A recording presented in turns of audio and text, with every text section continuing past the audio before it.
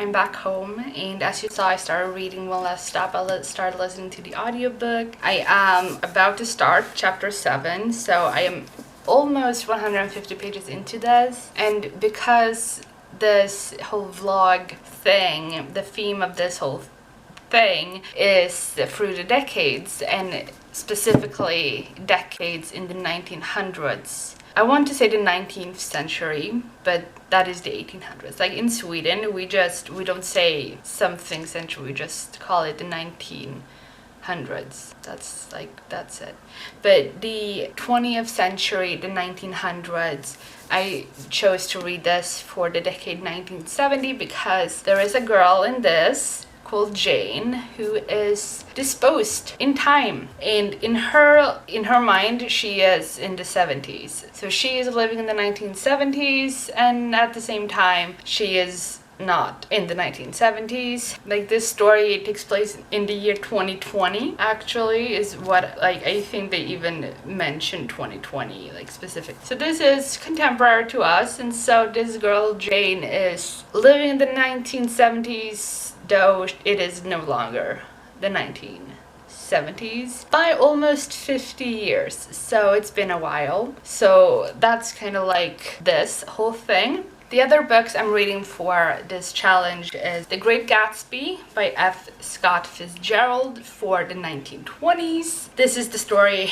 about Mr. J. Gatsby, who is kind of like the embodiment of the American dream. It is set, I don't remember what city. I want to say Chicago, but I don't think it's Chicago. Or San Francisco. This is set in the US, and it is following J. Gatsby, and he is the embodiment of the American dream. He comes from nothing and he made something of himself. He now has a great wealth. He is a rich man, and he throws these extravagant parties and like a lot of stuff, and all he wants is to get his girl back. Like, he had his one great love with this woman Daisy, but she is now engaged with another man. But J. Gatsby kind of wants her to come to his extravagant parties. And I'm reading this not only because of Through the Decades, but also because this is one of the few books that I own that I have read but that I have not rated. And so that's like an issue for me. Like, I want to be able to, you know, sort all of the books that I have into, you know, what rating did I give it, and I want to know that. I want to like remember, oh, I gave that book that many stars, you know. I didn't give this any stars because I read it for university. I just forget to do it. So I'm like, oh, I read this for uni, so I'm not putting it into Goodreads, but I should.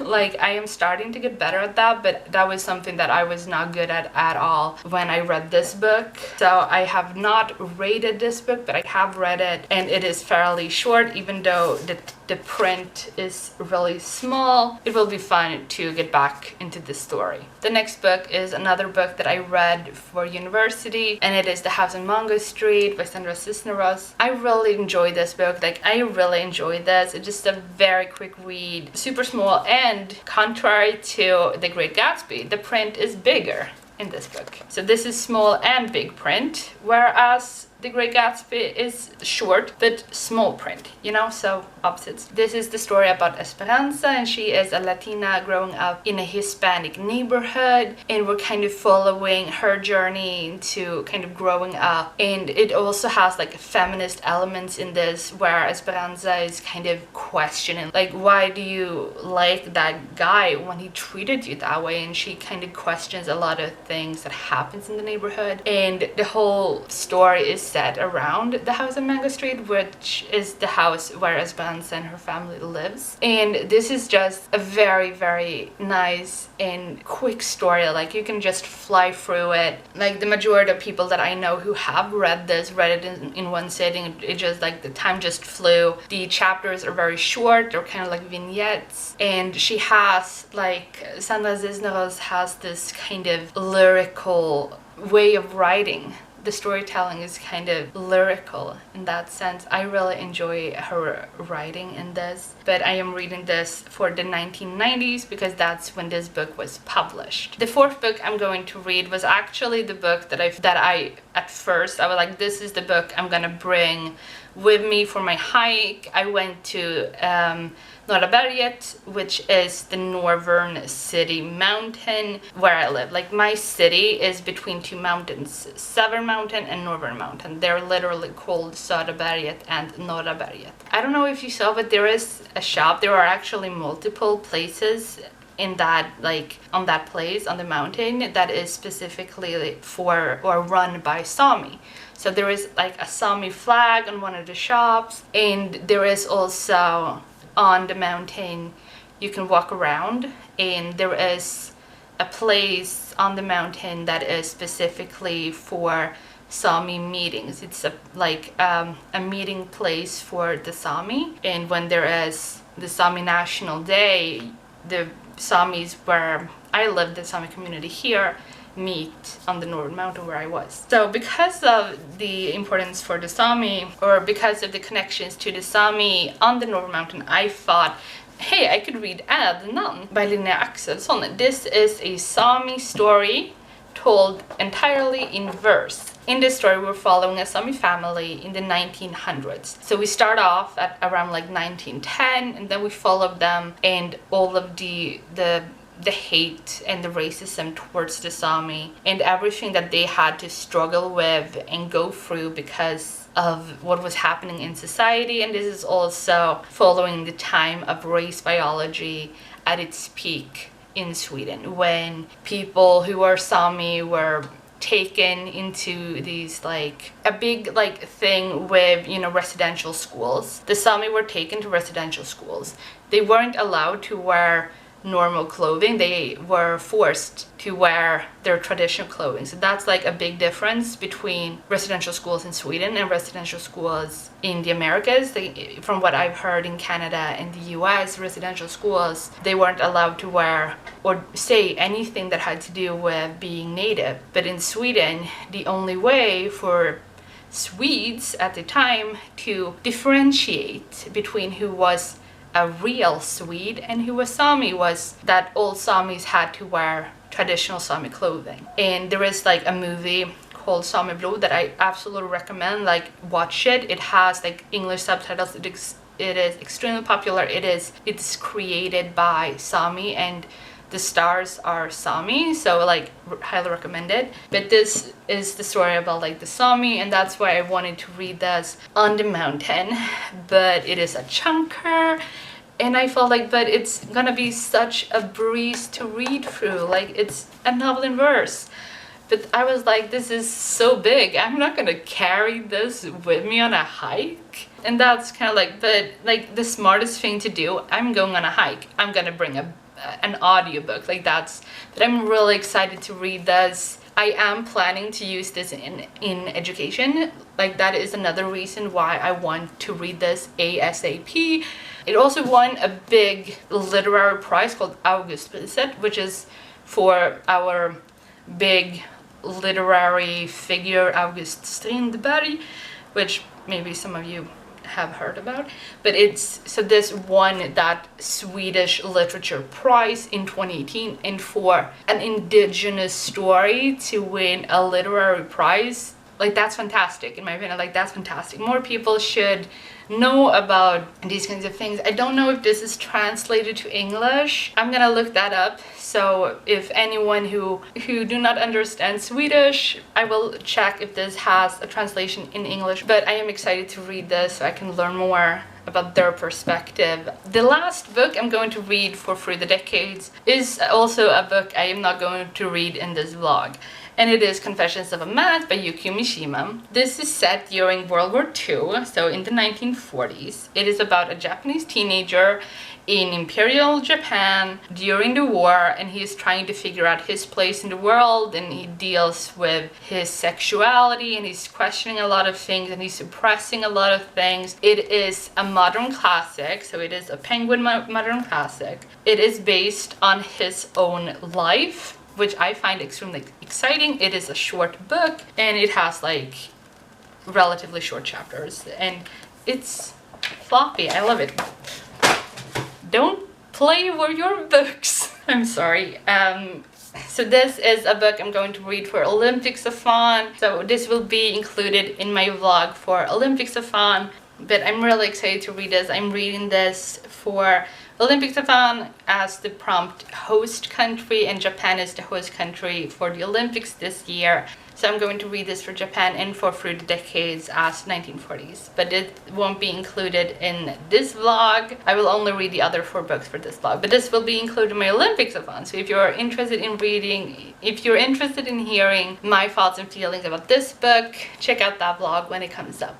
So that's gonna be enough of an introduction. I will also say that it is the 17th today, and Olympics-a-thon starts on the 21st, so I have today and 3 more days to read 4 books before Olympics-a-thon and before my reading vlog for the Olympics-a-thon. The reason it took me such a long time to get to this, and also like why the theme of this vlog will be different. If you compare it to my other vlogs, the essence of this vlog will be different. It's because I was supposed to read this. I am 17 pages into this book, and I got into a huge reading slump. Like, I wanted to read this, I wanted to finish this before reading Through the Decades, but I was terrified of this book. I read 4 letters, like the whole book is written in letters from the main character to an unknown person, and so far it hasn't been triggering. But the thing is with this book is the main character is transmasculine like me, and he is from a toxic family like me, and so because of those 2 things I was terrified of continuing to read this book. I was in a very good mental state, and I was just terrified that if I continue reading this, then I am going to end up with like some of these letters is going to be like extremely triggering for me because I come from a similar background. But I was terrified that I was gonna read letters from our main character where he's like, is there something wrong with me? Why is this happening? Like, why me? And you know, stuff like that. So 17 pages into it, I am going to DNF it. I hope to get back to this book in the future because I do want to read this, but I am not in the mental state currently to go through this book without risking a mental breakdown. So I guess my fear of being triggered me and worsened my mental health a lot, unfortunately. And that is kind of like what is going to be going to this vlog, is going to be a lot of like self-care and stuff like that. So while this is still going to be a reading vlog, I'm going to read all of these books. I am not going to read all of the books at home. I will take all of you with me around the city into like coffee shops and, you know, like cozy places, practicing self-care and doing things that kind of help me mentally. And hopefully you will feel that kind of way as well just watching this video. So that is kind of like the theme for this video. I am going to read these books. So I'm going to continue reading One Last Stop. And as I do, I will also take care of myself and take you with me on like around my city, outside of my apartment, and just doing things that aren't necessarily reading, but more like self-care vlogging as well. So that's kind of like the whole plan for this, and I hope you enjoyed the little montage in the beginning. But I'm going to continue reading this book, and I will update you later with how I'm feeling about this and stuff like that.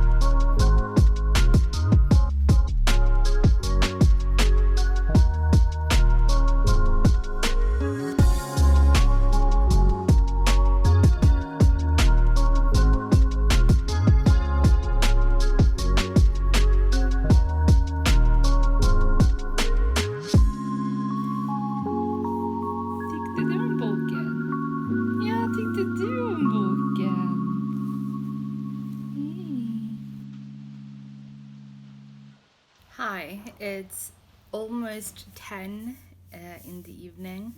I just finished One Last Stop by Casey McQuiston. This is kind of like weird that it's my first update about the book is when I finish it, but I really enjoyed this. I think I'm gonna give it 4 stars, which is also kind of like weird because like this, I feel like I like this better than Red, White, and Royal Blue, which is Casey McQuiston's first novel, but I don't think I would give this 5 stars. Like, I don't really have reasons for it other than, you know, a feeling of what rating it should be. That for me, usually I say that if a book gets 3 stars, that means that there are a lot of things I like about it, a lot of things I don't like about it, or it's just meh, like I don't really have an opinion about this book. If it's bad, then that means that there are more negative things about the book than positive. 1 star, there is nothing positive. 5 stars, there is not that much negative. 4 stars, it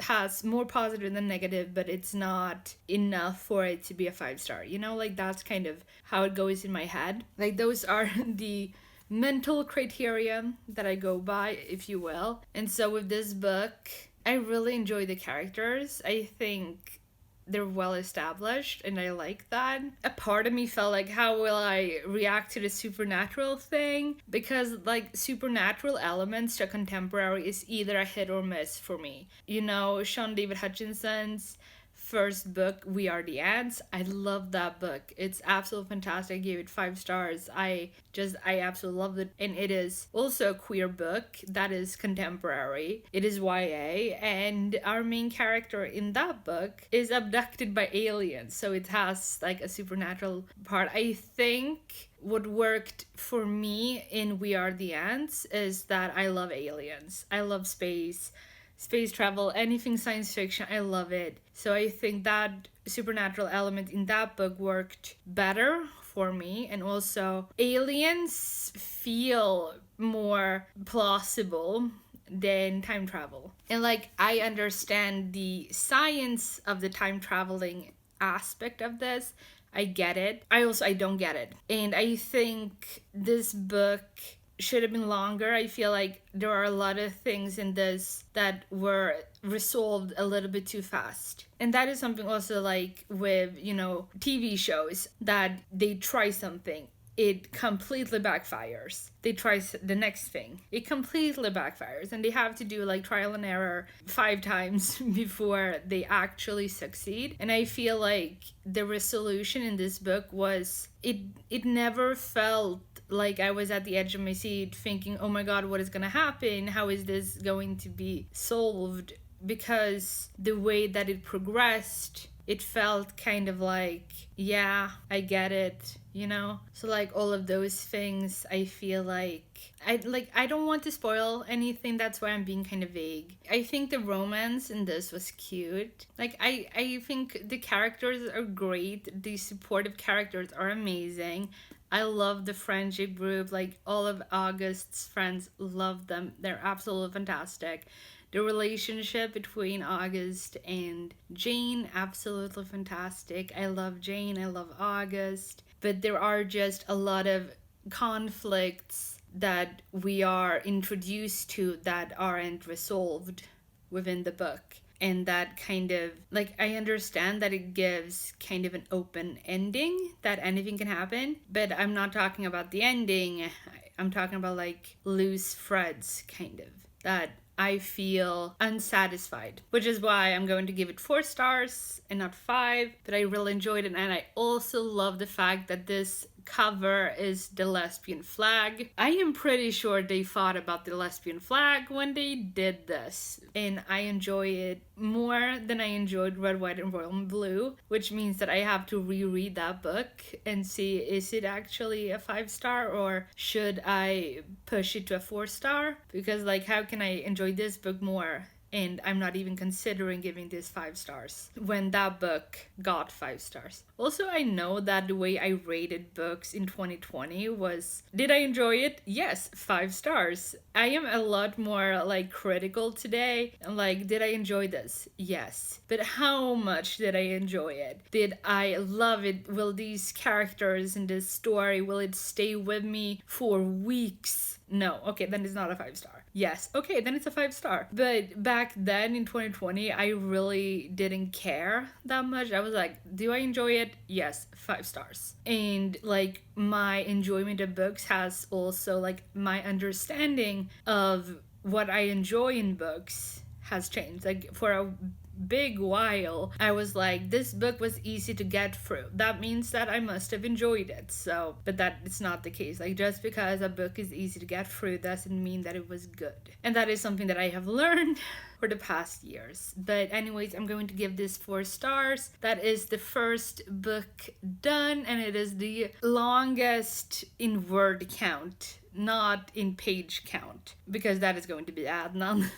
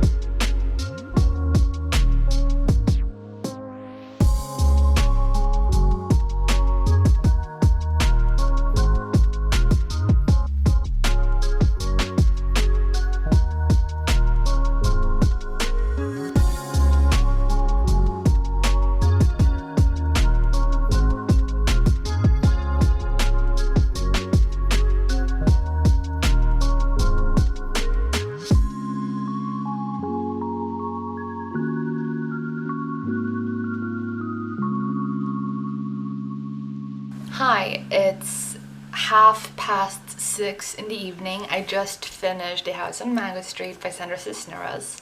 I still really enjoy it, and I kind of found out through Goodreads when I put this in as currently reading that I read it exactly 1 year ago. Almost to the day. I read it like the 20th of July 2020, something like that. And then I read it like 2018 before that or something. I don't remember. I just thought that was kind of funny that I reread it like the same time the year after I most recently read it or something. Like, I just thought that was kind of interesting. But I am going to give this 3 stars this time around. I will keep the rating on Goodreads with 4 stars. Like, on Goodreads it's 4 stars. I'm going to keep it that way. Like, how I'm feeling currently is 3 stars. I really enjoy the story of it, and like the vignettes and stuff. I like that the way that the story is told. I really enjoy. I think my issue this time around reading it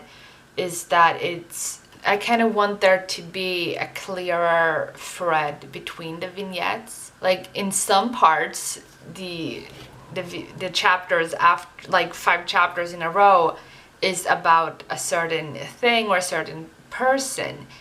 But then you can have 5 chapters in a row that you have no idea when this is, how old they are. It's not as clear, and so that is something that I kind of miss this time, that I haven't thought about earlier when I've read it. I've read it twice before today, so this is my 3rd time reading it, and so that is just something that I kind of think today that is something that I wish was. I mean, this is 110 pages long. It's very short, and the chapters are also very short. Like the longest chapter is 4.5 page long, or 5. They're not that long as like a longest chapter. The shortest chapter is half a page long. The chapters aren't that long. It's a very short book, 110 pages. Because in some places, Esperanza is really questioning it and is like discussion kind of about something that happened and why it's wrong or why it's right. But in other places, it's like something happens and then it's never discussed again, which is something that I wish happened. I still really enjoy it, going to give it 3 stars, and that is the 2nd book done for this vlog. I wish I could go outside, but it was really, really dark and gray the entire day, and I did some cleaning and went to the recycling and stuff like that, and it was so windy outside. Like, it was just like whooshing. I've had to close my windows because they just kept flying open. Like, not a fun thing to have. Dangerous, you know. But that is the 2nd book done for this vlog, and I will talk to you tomorrow when I will start reading the 3rd book. So we have half the books done.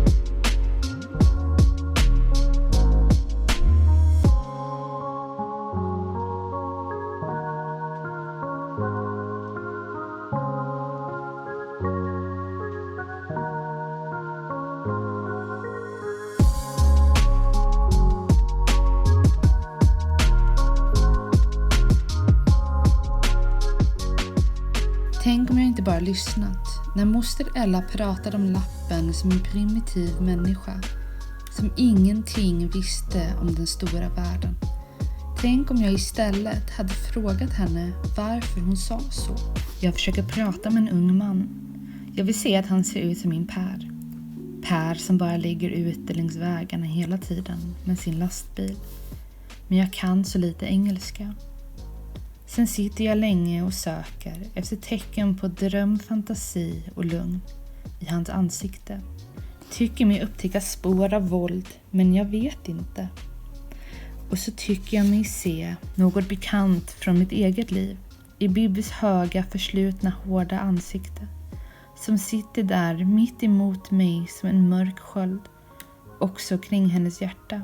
Har du som jag, Bibi, gjort allt för att aldrig bli tagen för dum eller primitiv, som någon som låtit sig härskas och varit för lydig?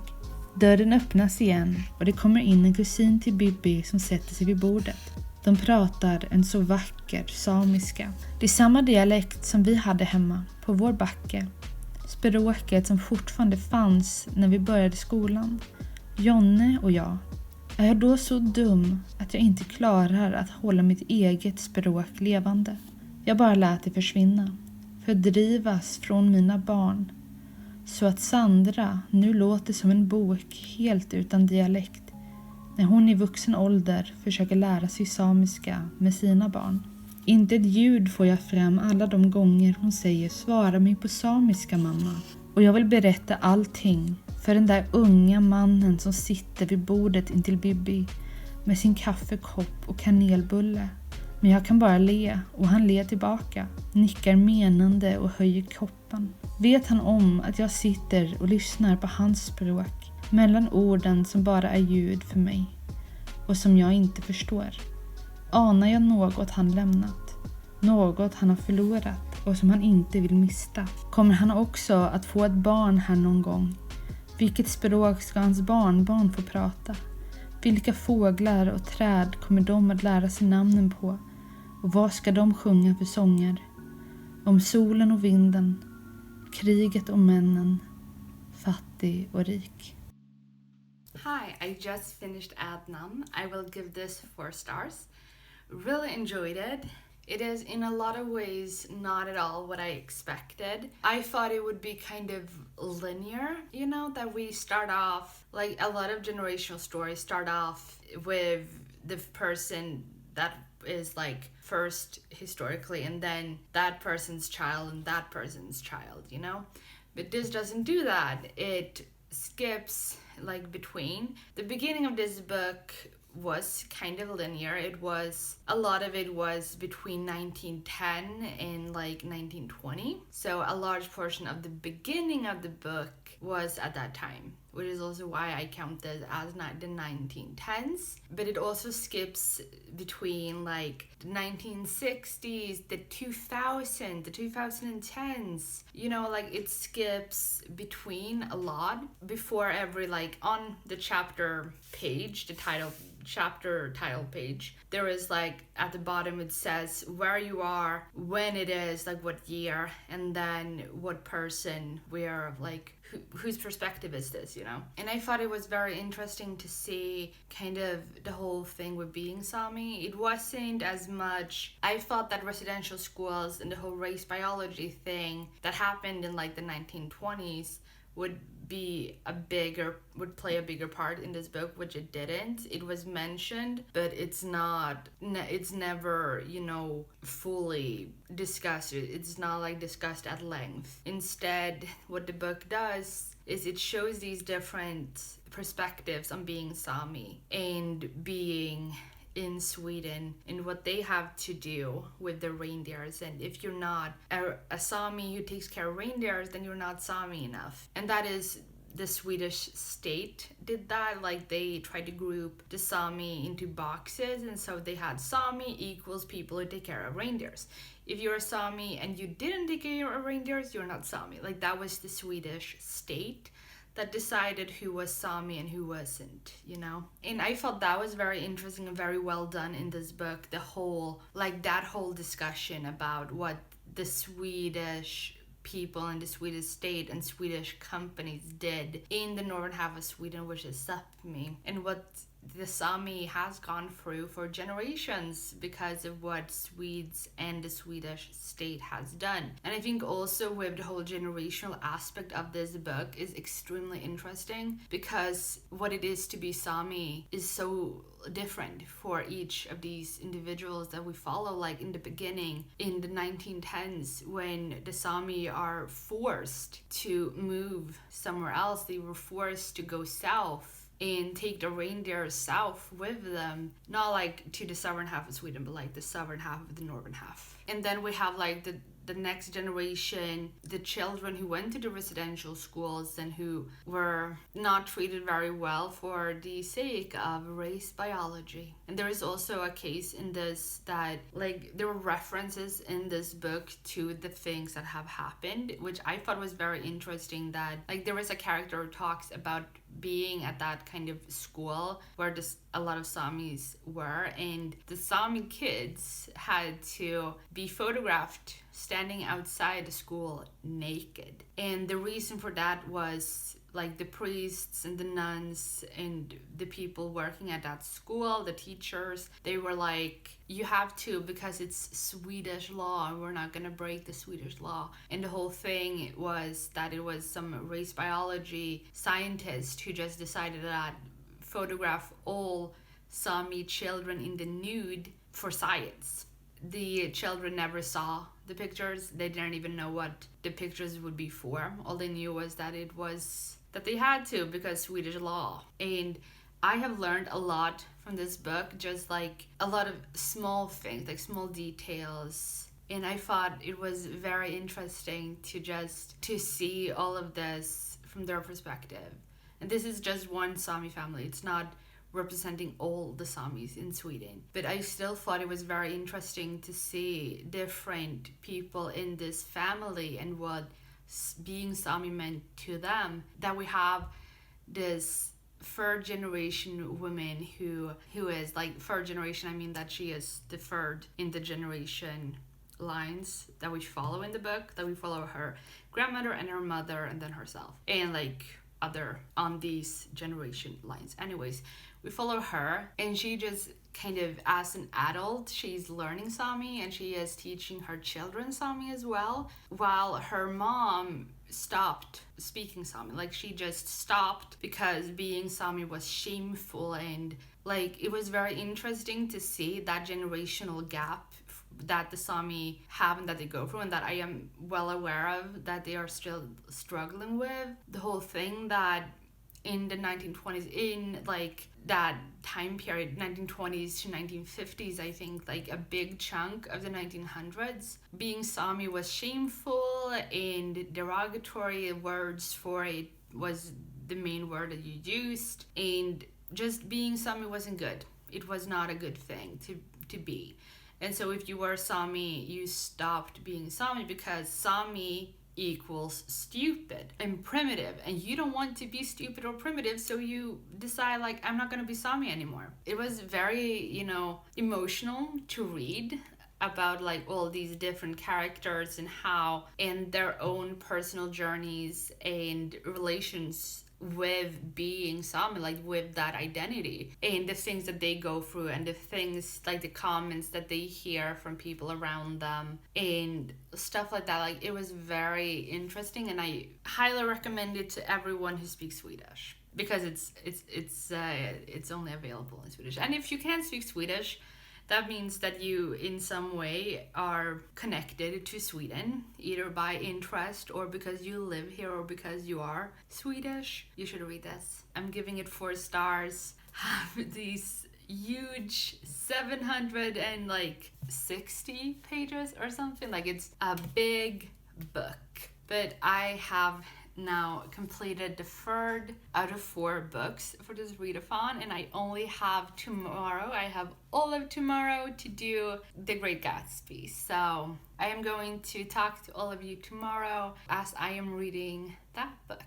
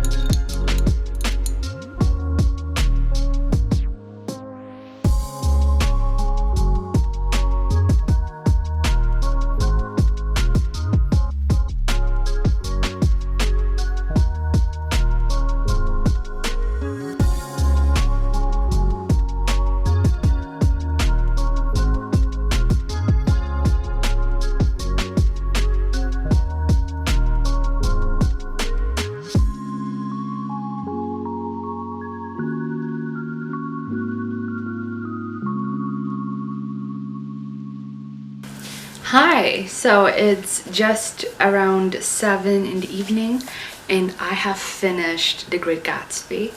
I have finished the 4th book in as many days. I feel is very strange, very, very weird. But I like these 4 days that I have been out and about, taking walks, being in nature, and I am so happy that we don't have like very warm weather currently. That it's kind of like it's windy and it's around like it's less than 20 degrees Celsius outside, apart from like my first day when I went up to the North Mountain when it was so warm. It was so warm in the sun, like oh my god, that was so horrible.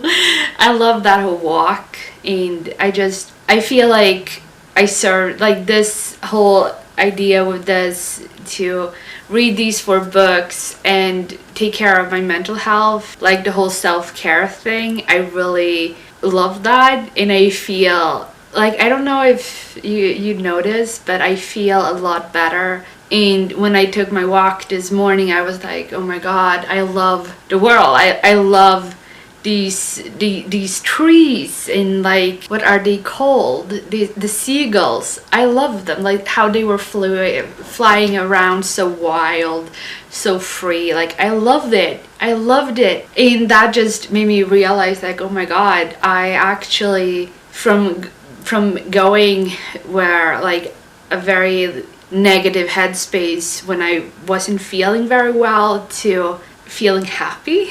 I wasn't in like a very, I wasn't at rock bottom when I started this video. I was just like getting there, like I was in the downward spiral, and I was like, I need to get out of this, I need to get up. So I did, and I read these books, and I did this reading vlog in a way I've never done a reading vlog before, but I really loved this. And please let me know, like, what do you think about the montages? Do you enjoy that it wasn't just reading and that it was other things as well? Or would you want more reading or more other things? Nature, being outside, cooking, baking, I don't know, like, what would you like to see? I loved experimenting with doing montages for this video. Like I feel like it helped me a lot doing that. But let's talk about the last book. I did mention that this book is relatively short. Like my copy is 140 pages. So this is the book. This is a glossary for like words from this time, because this is a school or an education edition, I think. Like if I remember correctly, this specific edition that I have is for education. It's for students reading The Great Gatsby, that you have these words and these phrases when you're learning while reading the book. I'm really curious, like, is Gatsby a made up last name, or are there actual people in the world called Gatsby as their last name? Like, I can't imagine going to like the US and hearing someone call themselves like Mr. Gatsby. I would be like, oh my god, I don't know. Is it a real name? I don't know, but it's a very like iconic name, I think. I'm going to give this book 3 stars. Kind of I struggle with this when it comes to classics or books in general. Like, do I rate them the way that I rate all the other books? Because I rate books depending on enjoyment. I don't take into account like the writing style, how it's written. If it's a great book, then it's also great like how it's written. Like amateurish writing has usually issues when it comes to a lot of things, when it comes to stories. So I don't rate books about writing style. It just, if the writing style is great and the story is great, then it will be a great story in my opinion. But if it's like the writing style is amazing, but I don't care about the characters or what's happening to them, it could never get 5 stars, and that's this book. I don't care about extravagant parties. I don't care about rich people. I never really cared. Like the first time I read this, and now I never cared about Jay Gatsby. Him getting the girl, you know, Daisy, I don't care. There is no character in this that I care about, and there is no moment that I feel like, oh my god, like no, or yes, like I don't feel like that. I was like, okay, I'm reading this. I didn't feel more than that, and that is something that makes the whole thing, like, I think this was written in a good way. I think it deserves to be a classic. I think it has educational values, which I, as a teacher, I have to admit that, but I think it only has educational value connected to the US. This isn't a book that I would ever use in education with my students unless I would talk specifically about the American dream. The class that I teach, I would never, that would never come up, that they would read a book about the American dream. And I would show them the movie. And it's just because of the school where I work at that it's not, you know, it's not a school that prepares you for university. It's a school that prepares you for working. That's like the school that I work at. So it never, classics and stuff, like, it doesn't really matter. I do think this is good, like, in university. I am happy, and I am happy that I read this in university. I completely understand why and stuff like that. But it's not a book that I would pick up just because. It's a book I'm happy I'm owning because it is a classic, and I do love having classics because sometimes, you know, you're just in the mood for a classic. But this is 3 stars because I really don't care about the characters, about what was happening. The most interesting thing that happened was something that happened to a side character involving a car towards the end. I don't want to spoil what happened, but that was like, that thing was the only time in the whole book that I was actually interested in reading what was going on and stuff like that. So that is the reason that, honestly, like, if I have to be completely honest, if this wasn't a classic, if I didn't see educational values in this book being a classic, it would probably get 2 stars, just saying. Like, that's kind of where I feel with the story and the characters, because I don't care. I feel like if this book didn't have educational values, I would give this book 2 stars. But because it has educational values, and because this is a book set in the 20s, written and published in the 20s, and that it involves the American dream and, you know, a lot of symbolisms and stuff connected to that, I don't feel right as a teacher to rate this 2 stars. So I'm kind of putting on my teacher hat right now and giving it 3 stars. Well, then we're at the end of this road. It's been, as you said, like, it's been very fun for days. I love how this has been, and I do really enjoy the fact that I kept to 1 book a day, that I didn't finish 1 book and then directly start another, that it gave me kind of breathing room, of course.